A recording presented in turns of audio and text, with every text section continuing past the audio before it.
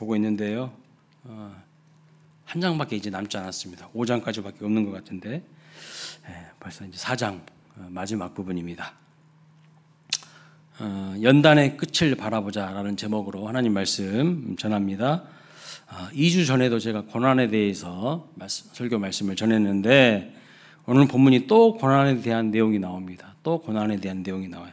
근데 사실 1장부터 계속해서 사실 고난에 대한 내용이 나와요. 왜냐하면 이 당시 이 1차 독자, 베드로전서를 받는 1차 독자들이 참 어려운 고난의 현실 가운데 믿음을 지키고 살고 있었기 때문에 고난에 대해서 이야기를 계속해서 반복하고 있는 것을 볼 수가 있습니다. 그래서 제가 또 고난에 대해서 설교를 하기 때문에 좀 부담이 되는 게 사실입니다. 왜냐하면 우리는 결국 이 땅에 살면서 하나님이 보여주신 부분에 대해서만, 하나님이 말씀하신 부분에 대해서만 제한적으로 이야기할 수밖에 없기 때문입니다. 모든 것을 다 아는 것은요, 천국 가서 알 수 있어요. 왜 나에게 이런 고난이 오는지, 왜 나를 하나님 이렇게 힘들게 하는지, 우리 다 인간의 지성과 이성을 가지고요, 설명할 수 없습니다. 제한적으로밖에 알 수가 없어요. 그래서 성경에서도 보면 부분적으로 이 땅에서는 알 수 있다. 다 아는 것은 천국에서 주님과 얼굴을 맞대어 그때 다 알 수 있다. 이렇게 말씀하고 있기 때문에 괜히 고난에 대해서 말을 많이 하다 보면요, 욥의 세 친구들처럼 아는 것도 없으면서 말을 많이 할까 봐 그렇게 부담이 되는 겁니다. 그러나 또 어쨌든 오늘 고난에 대한 본문이니까 본문에서 말씀하시는 내용들은 서로 나눠야 될 것 같습니다. 본문의 근거에서 말씀을 전합니다. 자, 12절 말씀 다시 한번 우리 보도록 하겠습니다. 사랑하는 자들아, 너희를 연단하고 오는 불시험을 이상한 일 당하는 것 같이 이상히 여기지 말고. 자, 한 가지씩 살펴보겠습니다. 여기 먼저 사랑하는 자들아 이렇게 말하고 있어요. 한국어 성경에서는 사랑하는 자들아 이렇게 말하고 있지만 영어 성경에서는요, beloved 이렇게 말하고 있어요. 사랑받는 자들아 이렇게 말하고 있어요. 그리고 헬라어 원문 성경에서도 보니까 아가페토이 이렇게 표현하고 있습니다. 아가페토이 무슨 말이냐면 아가페의 사랑을 받는 자들아, 이게 원래 뜻이에요. 원래 뜻. 여러분 아가페 많이 들어보셨죠? 사랑에도 여러 가지 종류가 있어요. 아가페의 사랑이 있고 에로스의 사랑이 있고 필로게의 사랑이 있고 여러 가지 사랑이 있거든요. 근데 여기 아가페 토이 그 말은 하나님의 무조건적이고 절대적인 사랑을 받는 자들아 이런 뜻이에요. 그러니까 세상 사랑은요 조건적이죠. 세상 사랑은요 다 조건적입니다. 근데 하나님의 사랑은 무조건적인 사랑이죠. 우리는 하나님의 무조건적인 사랑을 받는 아가페 토이입니다. 우리가 세상에서 사랑 못 받을 수가 있어요. 심지어요 배우자에게도 사랑 못 받을 수가 있습니다. 자녀에게도 인정 못 받을 수 있고요. 직장에서도 인정과 존경과 사랑을 못 받을 수가 있어요. 그러나 하나님은요 우리를 변함없이 사랑하신다는 것을 믿으시기 바랍니다. 그런데 오늘 본문을 보면요, 하나님의 무조건적인 사랑, 하나님의 절대적인 사랑을 받는 자들에게도 뭐가 있다고요? 고난이 있다고 분명히 말씀하고 있어요. 지난번에도 말씀드렸지만 주께서 사랑하셨던 사람 나사로도 병이 들었어요. 주께서 사랑하시는 자도 아가페의 사랑을 받는 자들도 실직도 당하고 실패도 하고 고난도 겪습니다. 사랑받는다고 이것이 다 면제되는 것이 아니에요. 아니요, 하나님이 나를 사랑하신다면서 왜 내 삶에 고난이 있지? 여러분 여러 가지 이유가 있는데 오늘 본문에서 가르치신 부분만 우리가 살펴보려고 합니다. 모든 내용들 다 살펴보려면요, 이 1시간 안은 부족해요. 본문에서 가르치시는 한 가지 이유를 살펴보겠습니다. 자, 왜 하나님께서 우리를 그렇게 아가페적으로 사랑하신다고 하면서 고난을 허락하실까요? 여러분 너무 원망스럽죠? 나는 고난 같은 거 없었으면 좋겠는데. 그런데 사도 베드로를 통해서 하나님께서 우리에게 고난을 주시는 이유는 뭐냐면 연단이라고 말합니다. 연단을 위한 불시험이라고 본문은 표현하고 있어요. 여러분, 자연 상태에서 발견되는 금 아시죠? 금은요 원래 불순물이 섞여 있어요. 그런데 어떻게 이 금과 불순물을 분리할 수 있을까요? 풀무불 도가니에 넣고요 가열하는 수밖에 없답니다. 다른 방법이 없대요. 사진 한번 보여주셔 보세요. 저렇게 뜨거운 용광로 풀무불에다가 정렬을 하는 거예요. 다음 사진도 한번 보여주세요. 예. 얼마나 뜨거우면요 저 특별한 옷을 입고 저 옆에서 일을 해야 돼요. 그렇지 않으면 큰일 나요. 자, 금이 녹는 온도가 매우 높다고 하는데 금 녹는 온도 몇 도인지 아십니까? 이제 제거해 주세요. 금 녹는 온도 1064도래요. 1064도. 100도도 아니고 1064도. 은은요 962도까지 올라간다고 합니다. 근데 아무리 가열을 해도요 금은 안 녹아요. 다른 불순물들은 온도가 올라가면 올라갈수록 다 녹아서 없어집니다. 타서 없어집니다. 그런데 금은 1000도까지 괜찮은 거예요.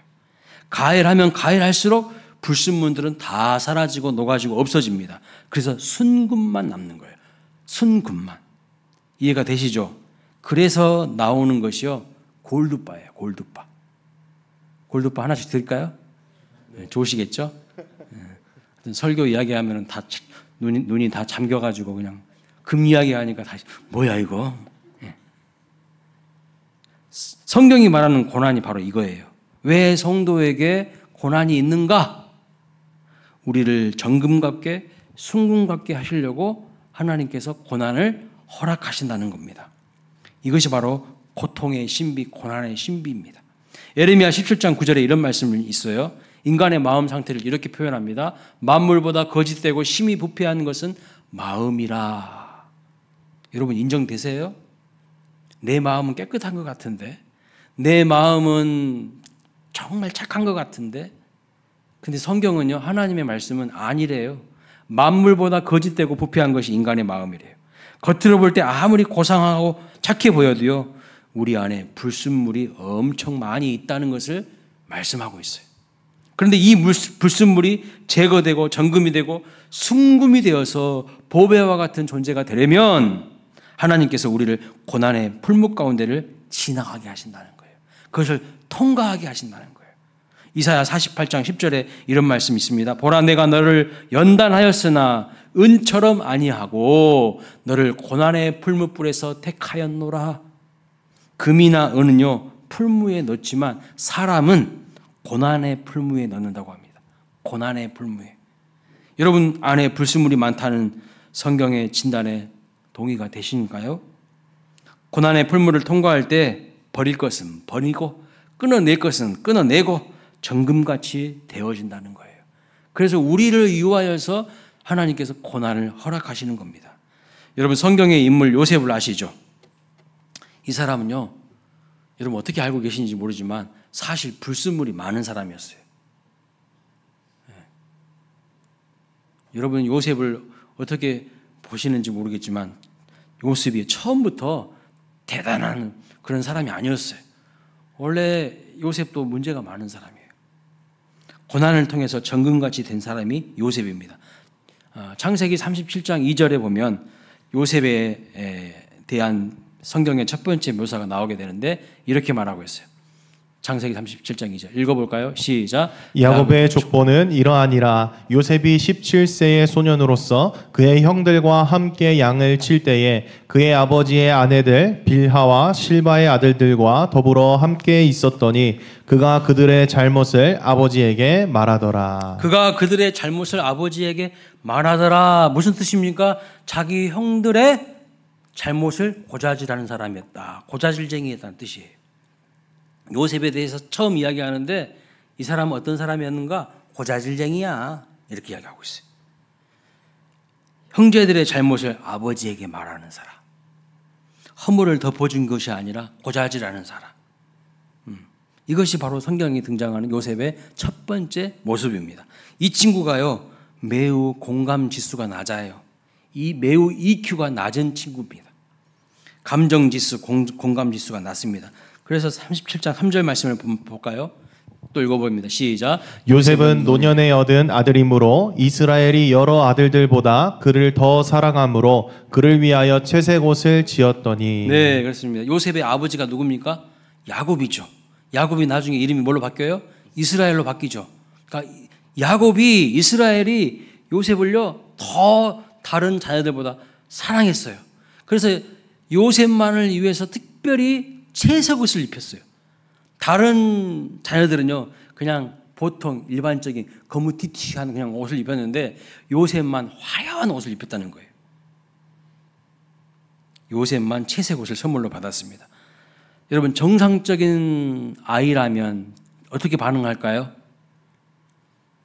다른 형제들은 그런 채색 옷을 안 입어. 근데 나만 아버지에게 채색 옷을 선물로 받았어요. 그러면 정상적인 사람이라면 어떻게 반응할까요?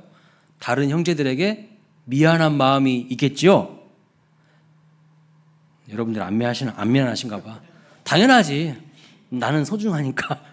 나는 소중하니까. 탁 하면서 나는 당연히 채색 옷 입어야 돼. 너네들은 다 거무튀튀한 옷 입어. 그럽니까? 네, 그런 사람은 좀 공감 지수가, 좀 감정 지수가 좀 낮은 사람이에요. 아버지께 이렇게 말해야 되죠. 아버지, 어떻게 저 말 이걸 읽겠습니까? 형들도 좀 사주세요. 그런데 그런 말 할 줄도 모릅니다. 그리고 아버지가 다른 형제들에게 채색 옷을 안 사주면 어떻게 해야 될까요? 형님들한테 미안하니까 입고 다니는 것도 좀 조심해야 되지 않겠어요?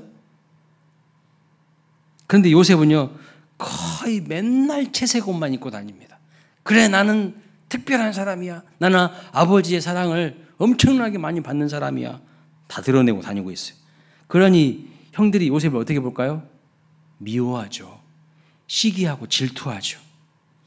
요셉이 형들에 의해서 임신매매를 당하는 날, 노예로 팔리는 날에도 요셉이 입고 있었던 복장은요 채색 옷이었어요. 형들이 볼 때는 저 옷만 보면 꼴보기 싫은 거예요.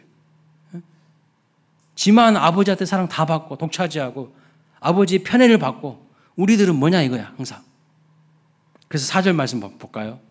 그의 형들이 아버지가 형들보다 그를 더 사랑함을 보고 그를 미워하여 그에게 편안하게 말할 수 없었더라. 예, 그를 더 사랑함을 보고 미워했대요. 자, 여러분, 이게 다 사람의 일반적인 마음이거든. 다른 사람이 나보다 더 주목받고 다른 사람이 나보다 더 칭찬받고 더 사랑받으면요 그 사람 좀 미워하는 마음이 생겨요. 시기하는 마음이 생겨요. 자, 4절을 우리나라 말로 번역하면서 좀 의역이 된 것인데 히브리 원문에는 이렇게 되어 있습니다. 그에게 샬롬이라고 말하지 않았다. 4절 보면 그의 형들이 아버지가 형보다 그를 더 사랑함을 보고 미워하여 그에게 편안하게 말할 수 없었다 그랬잖아요. 편안하게 말할 수 없었다. 이 말을 원래 히브리 원문에 보면요 그에게 샬롬이라고 말하지 않았다. 샬롬이란 말은 평강이란 뜻인데 히브리 사람들은 인사할 때 샬롬 샬롬 이렇게 인사하거든요. 예. 근데 샬롬이라고 말하지 않았다는 거예요. 그러니까 이 본문을 히브리어로 직역하자면 이런 거예요. 요셉에게 인사하지 않았다는 거예요. 누가? 형들이. 요셉이 인사해도 번체만치 했다는 거예요. 받아주지도 않았다는 것입니다. 형들이 요셉을 보면요 이랬다는 거예요. 저놈의 새끼 오네. 다 속으로 저놈의 새끼 오네 하고 다 피했다는 거예요. 근데 요셉이 얼마나 눈치가 없어요. 얼마나 EQ가 낮은지 놀라울 정도입니다. 그래서 5절 말씀 보면 이렇게 말해요. 요셉의 꿈을 꾸고 자기 형들에게 말하며 그들이 그를 더욱 미워하였더라. 지금 형들이 다 싫어하거든. 자기를 다 싫어하는데 요셉은 그걸 눈치를 못 채요. 공감을 못해. 느끼지는 못해. 그런데 꿈을 하나 꾸었어요. 꿈을 꿨는데 11개의 곡식단이요 자기에게 절하는 꿈을 꿉니다. 무슨 얘기인지 뻔히 알겠죠. 그런데 평소에 인사도 안 받는 형들을 부르더니 그렇게 이야기합니다. 형님들 이리 와보세요. 제가 꿈을 하나 꿨는데 11개의 곡식단이나 저에게 절을 하는 꿈을 꿨어요. 여러분, 형님들 마음이 어떨까요?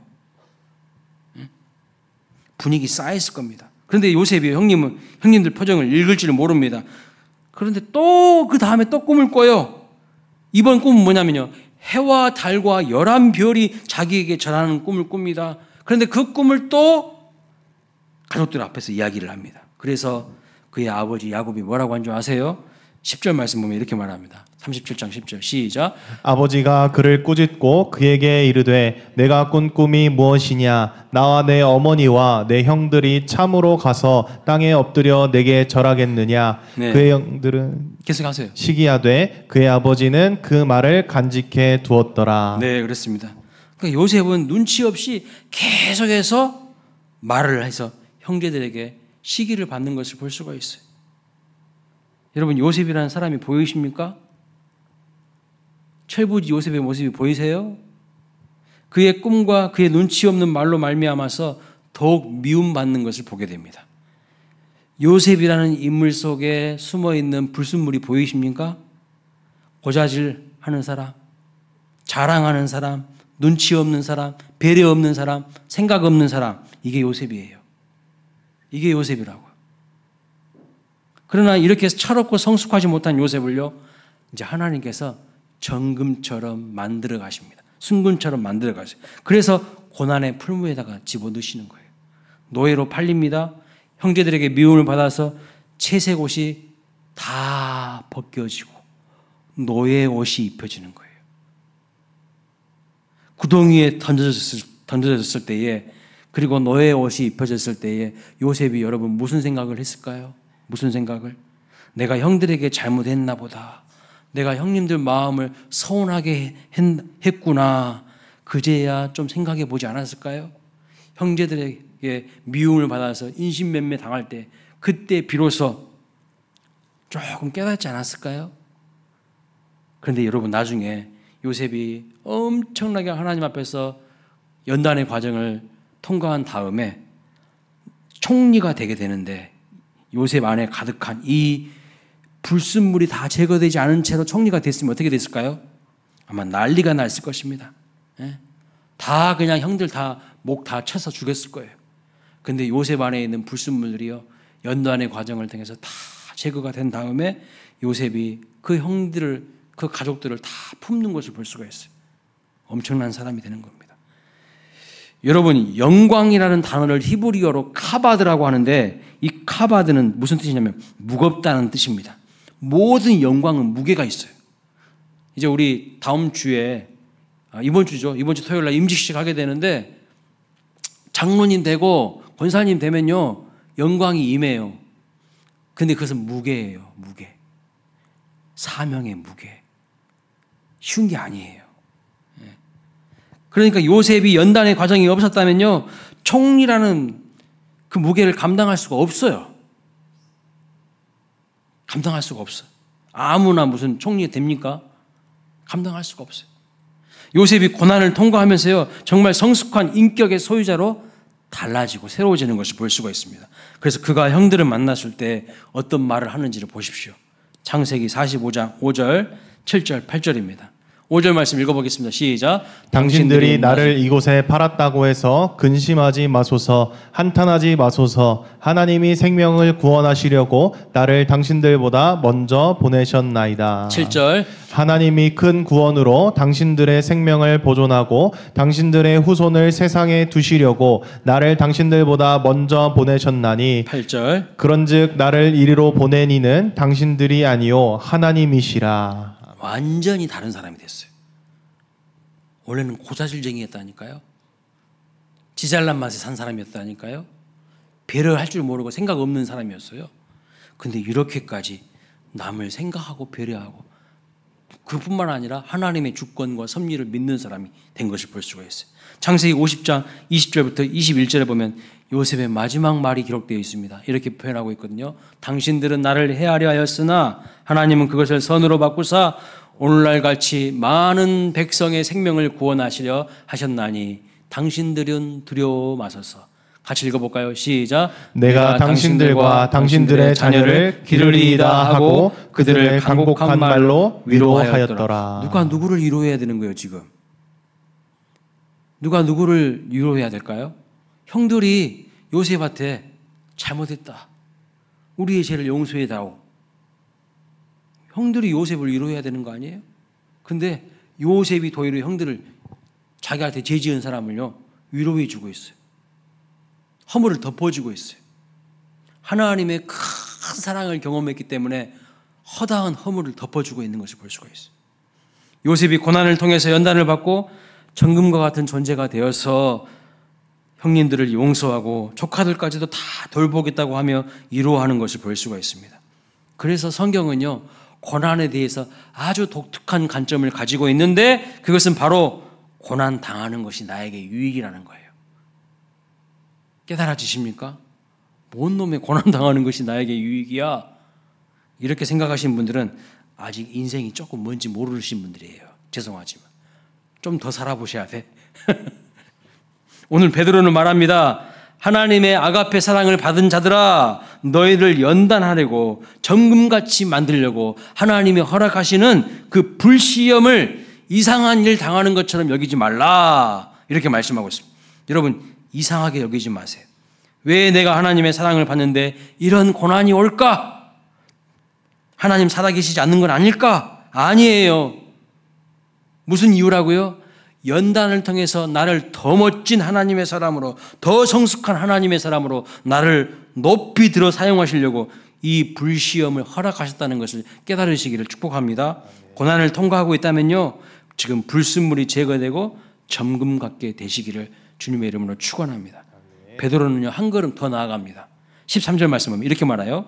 오히려 너희가 그리스도의 고난에 참여하는 것으로 즐거워하라. 이는 그의 영광을 나타내실 때에 너희로 즐거워하고 기뻐하게 하려 함이라. 아이고 고난받는 것도 좀 죽겠는데 뭘 즐거워까지 우리 이런 생각할 수 있을 거예요. 그리스도의 고난에 참여하는 것으로 이상히 여기지 말라는 그 정도가 아니라 성도가 고난을 받으면 즐거워하래요. 여러분 즐거워할 수 있습니까? 한 분도 아멘 소리가 안 나와. 왜 이 고난을 통하여 하나님이 나의 불순물을 제거하시고 점금같게 하실까? 뭐 하려고요? 보배와 같은 존재로 높이실 거니까 즐거워하는 거예요. 아 나에게 고난이 왔다? 그것은 고난 뒤에 뭐가 있다는 거예요? 엄청난 축복과 영광이 기다리고 있다는 거예요. 고난으로 끝나지 않는다는 거예요. 영광이 있기 때문에 나를 연단하시는 거예요. 그러니 즐거워하라는 겁니다. 고난에 대한 아주 독특한 성경의 해석이에요. 세상 어디에서도요 이런 말은 찾아볼 수가 없어요. 네가 고난받는 것은 업보야 업보. 저주받은 거야. 어? 인광보지 뭐. 팔자야 운명이야 맨날 이런 이야기만 하죠. 이런 독특한 관점은요 성경밖에 없어요. 이 아무에게나 허락되는 게 아니라는 말씀입니다. 여러분 운동을 열심히 하는 선수들이 꿈이 있는데 그게 뭔지 아세요? 국가대표로 선발되는 겁니다. 그런데 국가대표로 선발되어서요 태릉 선수촌에 들어가면 기다리고 있는 것이 있습니다. 뭐가 기다리고 있을까요? 엄청난 고난이 기다리고 있어요. 엄청난 고된 훈련이 기다리고 있습니다. 어마어마한 고통이 기다리고 있습니다. 정말 숨이 턱까지 차오르고 내 몸의 한계를 시험하는 엄청난 고난과 고된 훈련이 기다리고 있습니다. 맞습니까? 제가 거짓말한 거 아니죠? 그런데 선수들이 그거 모를까요? 다 알아요. 그거 다 압니다. 그런데 국가대표로 선발됐다는 말을 들으면요 아이씨 재수 더럽게 없네. 왜 내가 국가대표가 됐어? 이런 사람은요 한 사람도 제가 본 적이 없어요. 너무너무 좋아합니다. 왜요? 내가 국가대표 됐으니까. 그렇지 않습니까? 에이 정말 재수 더럽게 없네. 내가 왜 국가대표야? 그런 사람 본 적 있냐고요. 고난이 기다리고 있지만요 좋아합니다. 왜요? 아무에게나 허락되는 훈련이 아니에요. 연단이 아니라는 것입니다. 그 훈련 받고 싶어도요 아무나 그 훈련 받는 게 아니에요. 국가대표로 선발된 자에게만 허락된 고난이고 훈련이에요. 연단입니다. 맞습니까? 사실 즐거워할 일이고 특권입니다. 그래서 성경은 고난에 대한 우리의 관점을 바꾸라고 말씀하시는 거예요. 여러분 군대에서 부사관이나 장교로 복무하려면요, 일반 병사들보다 훨씬 고난의 강도가 커요. 맞죠? 우리 동규 형제 고개 끄덕끄덕 거리잖아. 예. 여러분 부사관 훈련이 일반 사병들보다 일반 병사들보다 훈련이 똑같을까요? 천만의 말씀 더 힘들어요. 장교들은 더 힘들고요. 아무에게나 그런 훈련 시키지 않습니다. 앞으로 병사들을 지도하고 가르칠 뿐만 아니라 탁월한 요원으로 나라를 위해서 쓰임 받을 사람이기 때문에 그 훈련 받는 거예요. 오늘 사도 베드로를 통하여서 하나님께서 말씀하시는 것이 무엇입니까? 고난이 온다고 이상히 여기지 말고 오히려 기쁘게 여기라, 즐거워하라. 아무에게나 허락되는 것이 아니다. 이렇게 말씀합니다. 육체의 한계를 시험하는 이 훈련은요, 국가대표에게만 허락되는 거예요. 장교 후보생에게만 허락되는 훈련과 고난이 있는 겁니다. 그리스도인에게만 허락되는 고난이 있다는 겁니다. 왜요? 불순물을 품고 있는 나를 순금처럼 정금 같게 만드시려고 하신다는 것이죠. 여러분, 내가 뭐라고? 나 같은 존재가 뭐라고? 나를 특별히 여기셔서 높이 들어 사용하시려고요, 훈련하게 하시고 고난을 통과하게 하십니다. 고난을 통과하게 하시는 거예요. 여러분, 목회자가 되는 건 쉬울까요? 제가 해보니까 어렵더라고요. 어려워. 저기 우리 지금 칼빈에서 신학대학원에서 공부하고 있는 우리 에담 형제 있는데 쉬운 게 아니에요. 100학점이나 돼야 돼요. 100학점이나 3년 안에. 다른 일반 대학원은요 24학점이면 학위가 나와요. 24학점. 근데 신학대학원 100학점을 드려야 돼. 다른 대학원 3개, 4개 정도 나와야 돼. 똑같은 수준이에요. 얼마나 힘든지 몰라요. 공부 강도가요, 새벽까지 잠도 못 자. 근데 또 새벽기도 가야 돼. 학교에서. 쉽지 않아요. 그런 과정을 통과한 다음에 뭔가 되는 거예요. 어중이 떠중이 아무나 교회로 파송하면 되겠습니까? 안 되는 거예요. 그래서 야고보도 말합니다. 야고보서 1장 2절부터 4절에 이렇게 말합니다. 내 형제들아, 너희가 여러 가지 시험을 당하거든 온전히 기쁘게 여기라. 이는 너희 믿음의 시련이 인내를 만들어내는 줄을 알미라. 인내를 온전히 이루라. 이는 너희로 온전하고 구비하여 조금도 부족함이 없게 하려 함이라. 이렇게 말합니다. 그런데요, 이런 과정 없이 자기가 높아지려고 하고 좋은 자리만 밝히는 사람, 이런 과정 없이 높아진 사람들이 꼭 문제를 일으킨다니까요. 교회도 마찬가지입니다. 훈련 안 받은 사람들이 직분 받으면요, 꼭 그분들이 사고를 쳐요. 저는 절대 반대예요. 훈련 안 받으신 분들이 임직하는 것은 절대 반대예요. 그래서 정관에도 아직 못을 박았어요. 반드시 훈련을 받아야 돼. 아무나 안수집사님 되고 권사님 되고 장로님 될 수가 없어요. 구원은 아무나 받지만 교회의 사명자 일꾼은요, 훈련된 사람만 할 수가 있는 거예요. 왜요? 그것이 공동체의 유익이 되기 때문입니다. 야고보서 1장 12절은 이렇게 말합니다. 시험을 참는 자는 복이 있나니 이는 시련을 견디어낸 자가 주께서 자기를 사랑하는 자들에게 약속하신 생명의 면류관을 얻을 것이기 때문이라. 이렇게 말씀하고 있어요. 생명의 면류관을 얻게 된다는 거예요. 본문 14절 말씀으로 가면 베드로가 더 놀라운 이야기를 합니다.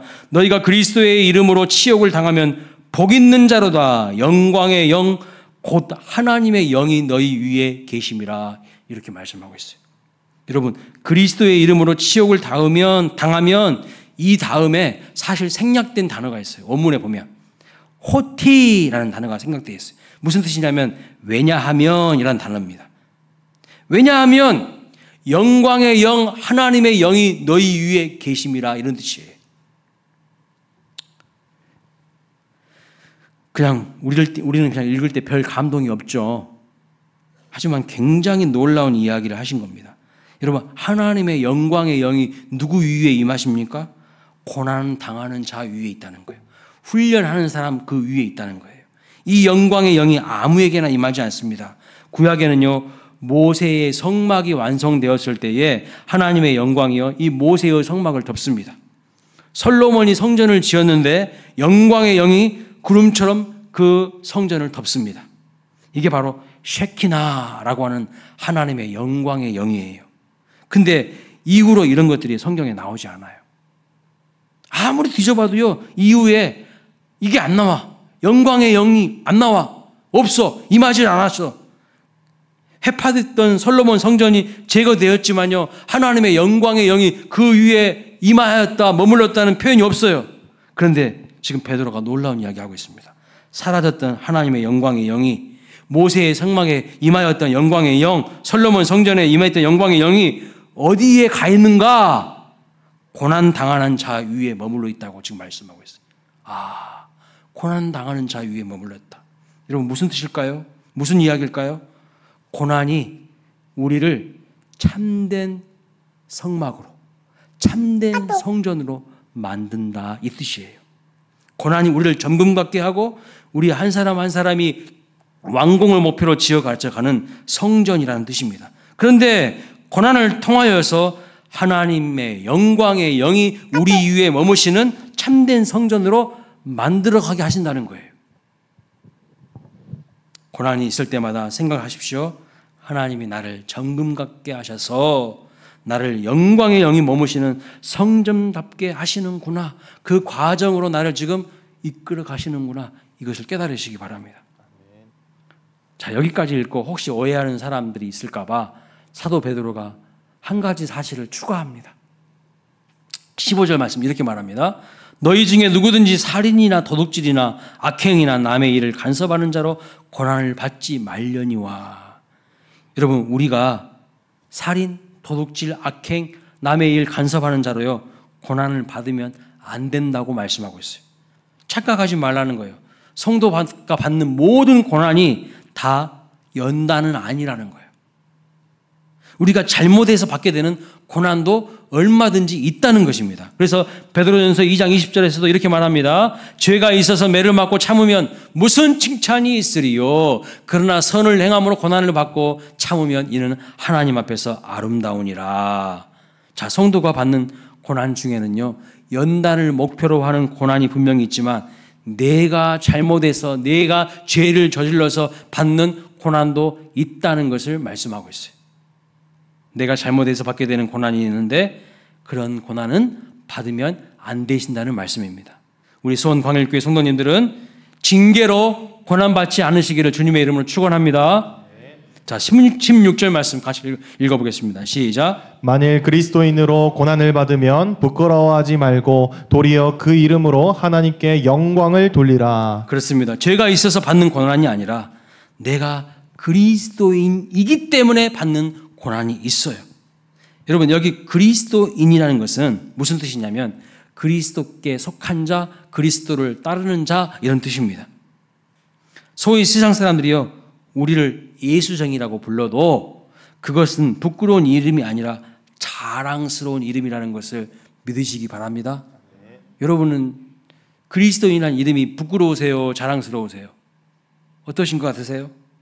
요즘에요, 해병대 출신들이요, 명예로운 해병대 이름이 부끄럽다고 합니다. 왜 그럴까요? 최상병 사건 때문에 해병대 지휘부의 부패와 비리가 다 적나라하게 드러나고 있기 때문입니다. 예전 같지가 않아요, 해병대가. 해병대가 아니라 개병대가 됐어, 개병대. 여러분, 우리가 따르고 우리가 속해 있는 예수 그리스도는요, 전혀 부끄러워할 만한 일을 하신 적이 없죠. 빌라도의 법정에서 그토록 예수님을 신문하고 책 잡아서도 어떤 흠도 발견할 수 없었다고 성경은 기록하고 있어요. 오히려 예수님은 그 누구도 실천할 수 없는 십자가의 사랑을 몸소 실천하시고 우리를 위하여서 우리의 구원을 위해 말없이 피 흘려 죽으셨습니다. 그런데 세상 사람들은요, 자기의 더럽고 추한 죄는 볼 줄을 모르고 오히려 그리스도를 배척하며 예수 믿는 사람들을 멸시하면서 예수쟁이라고 조롱하고 멸시합니다. 오히려 자기들의 죄악과 수치를 전혀 볼 줄 모르는 사람들이 누굽니까, 여러분? 국가의 최고 통치자가요, 자기의 이익을 위해서 엄청난 비자금을 챙기거나 주식을 조작하거나 헌법을 위반하고 비리를 저지릅니다. 우리나라 이야기예요, 우리나라 이야기. 우리나라 역대 대통령들 봐보세요. 탄핵된 사람이 몇 명입니까? 지금 또 한 사람 또 후보에 올라가고 있어. 큰일 났어, 지금. 최고 지식층이라고 하는 대학 교수가요, 자기 제자들을요, 성추행합니다. 성추행해. 예? 몸을 갖다 바쳐야지 논문 써줄까 말까, 통과해줄까 말까, 학위 줄까 말까 한데, 이게 우리 사회에서 지금 일어나고 있는 일이에요. 딸이요, 아버지를 살해해요. 딸이 아버지를 살해하고 자기 남편을 죽여. 자살 사이트에서 만난 젊은이들이요, 동반 자살을 합니다. 온갖 중독과 마약으로 세상은 제정신을 잃고 있어요. 도대체 누가 누구를 부끄러워해야 됩니까? 누가 누구를?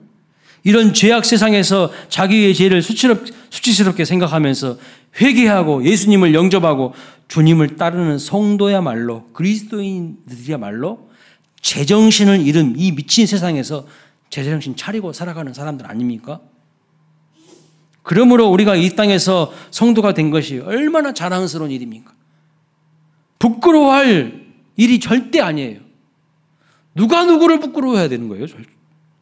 그리스도인이라는 말은요, 예수쟁이라는 말은 가장 자랑스러운 이름입니다. 가장 명예로운 이름이에요. 가장 존귀한 이름이에요. 여러분에게 주신 그리스도인이라는 그 이름에 합당한 삶을 살아가시기를 주님의 이름으로 축원합니다. 부끄러워하지 마세요. 마지막으로 말씀하고 마치겠습니다. 고난 받는 것을 부끄럽게 생각하지 말라고 말씀하고 있어요. 고난 받는 것도 부끄럽게 여기지 말래요. 가난도 병든 것도 부끄러운 것 아닙니다, 여러분. 가난이 무슨 부끄러운 것입니까? 병든 것이 무슨 부끄러운 것입니까? 그거 아니라는 거예요. 오히려 그럴 때 하나님께 영광을 돌릴 수 있어야 된다고 본문은 말씀하고 있어요. 부자가 되고요, 병이 낫고요, 인류 대학에 들어가야만 하나님께 영광 돌리는 거 아닙니다. 착각하지 마세요. 부자가 되어도 하나님 사랑과 이웃 사랑을 외면하면요, 그 하나님 영광 가리는 거예요. 인류 대학에 들어가도 자기 잘난 줄만 아는 인생이 되면 그 하나님 영광 가리는 겁니다. 가리는 거야. 교만한 거야. 교만한 거야. 그러나 고난을 통해서 하나님과 이웃을 사랑하는 자리로 돌아가고, 고난의 자리에서도 내가 그리스도께 속한 삶을 나타내고, 고난을 통해서도 복음을 전하는 인생이 되는 것이 하나님께 영광을 돌리는 거예요. 여러분, 연단 뒤에 있을 하나님의 놀라운 축복과 영광을 바라보시는 우리 광일교회 모든 성도님들 되시기를 주님의 이름으로 축원합니다. 아멘. 다음